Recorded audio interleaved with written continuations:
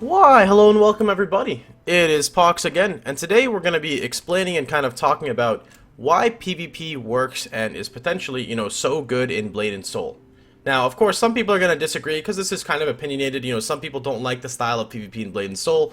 Not everybody likes the I guess what's the word I'm looking for, fighting game theme kind of that goes on with the crazy combos, the stun locking, and etc.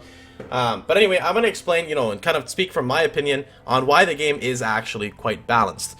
Now, I will state that in this current patch that we're in for NA, it is a little bit skewed because we don't have fully what we're supposed to get yet, but upon release with the 50 expansion, the game will be much, much more fluid in that regard. So anyway, let's talk about this.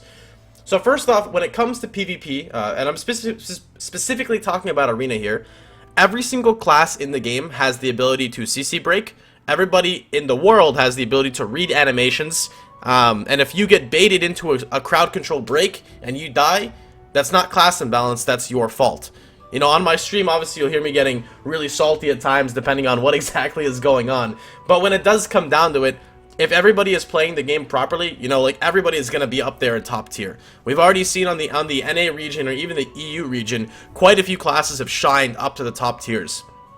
And it's because, again, every class has the ability to get countered, every class has the ability to get punished, and every class has the ability to excel. Now I'm going to give, some, I guess I'll give a little bit of, what's the word I'm looking for here? A little bit of examples. Okay, so Blade Master, for people who know or don't know, has a block that they can spam. You can have, I guess, like 80 to 100% uptime on the block. Haven't really played it too much, but I've played against the class quite a bit.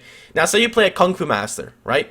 A Kung Fu Master can basically charge a Blade Master, and they can stun them out of the block anytime they try to block. Now, there are some things that go in between, but for the most part, a Kung Fu Master can punish a Blade Master for spamming their block, because that's what we have. We have a block break on like a 6-second cooldown. However, if a Kung Fu Master spams their parry against a Destroyer or a Blade Dancer, the Kung Fu Master gets punished. Why? Because unless you specialize a certain amount of points into your counter, if you try to parry and the Destroyer or the Blade Dancer spins, right, at the beginning of their spin, the first 0.5 seconds to be exact, any hit they take will be retaliated and stunned back to you. So since the Kung Fu Master's parry/counter deals damage to them, it then triggers the 0.5 of a second, which then stuns me. So that's another cool thing, for example. And then I can't really speak too much on all the classes, but it is there, for example, which is really, really, really cool. Another thing is, certain classes can be punished for not baiting characters into crowd control. So one thing, for example, is, like, say on a Kung Fu Master, right? Your whole build relies around basically like little stuns, and every time you do a little stun, you do a quick combo, specifically like a 3RF, right? And you do a combo stun, combo stun. But if people know what to look out for, Kung Fu Masters have a 3-second stun, which is, I think it's called Tremor, which is their longest stun. And you can obviously see the animation. They take their foot, they slam it on the ground. If you guys have ever played Super Smash Bros. Melee, it's basically like Ganondorf's leg, right? He pulls it to the sky and boom! That's what it is. If you open up with that stun and people know what it is, they can just CC break it immediately. And that's basically 3 seconds of comboing that you're down, which is potentially 40% of someone's maximum life. Whereas, say you open up with a a 1-second stun, and they CC break it because they're not sure, you could punish them for not doing that. On a Destroyer, it's the same thing. If a Destroyer doesn't really understand what they're doing, like say they don't properly stun lock you, or say they stun lock you too early and use their animation cancel break, and you're already gone. They have to bait you into it. So many classes kind of work like this, and it's really, really, really cool to an extent, again, if you really understand the game, to kind of do like this counterplay. So it's like you have your normal PvP, and then you've got the mind game 24/7 going on of like, all right, when is he trying to bait me? When is he not trying to bait me? What exactly is he doing? Is he a master at baiting? It's kind of works like that, right? If you didn't like the joke, give it a thumbs down. No, I'm just kidding. Don't do that. So that's pretty much gonna cover, I guess, my thoughts on that.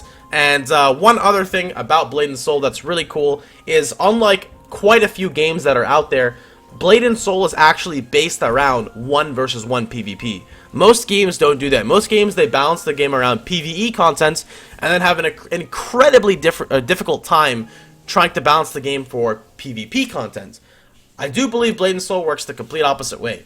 Their main focus again is their 1v1. Blade and Soul is an esport already over in the Asian cultured world. I hope I am not saying that incorrectly. Yeah, their whole basis is around 1 versus 1 PvP. This makes party PvP maybe a little scary sometimes because you can get like instantly bursted down. But it's still fun, you know. Nonetheless, it's still a ton of fun. But I hope you guys liked it. If you guys have any questions, thoughts, or concerns, or epiphanies, or anything of that sort, feel free to drop them down below in the comments. This is probably going to be one of my last Blade and Soul videos, if not the last, up until the game actually comes out, and then we're going to see exactly what's going on there with my schedule. Anyway, I hope you guys had a wonderful time. Hope you guys enjoyed yourselves. Remember, if you liked the video, feel free to like, share, and subscribe, and you can always catch me streaming at twitch.tv/Pohx. Hope you guys had a wonderful time, and I'll see you guys all tomorrow. Take care, everybody.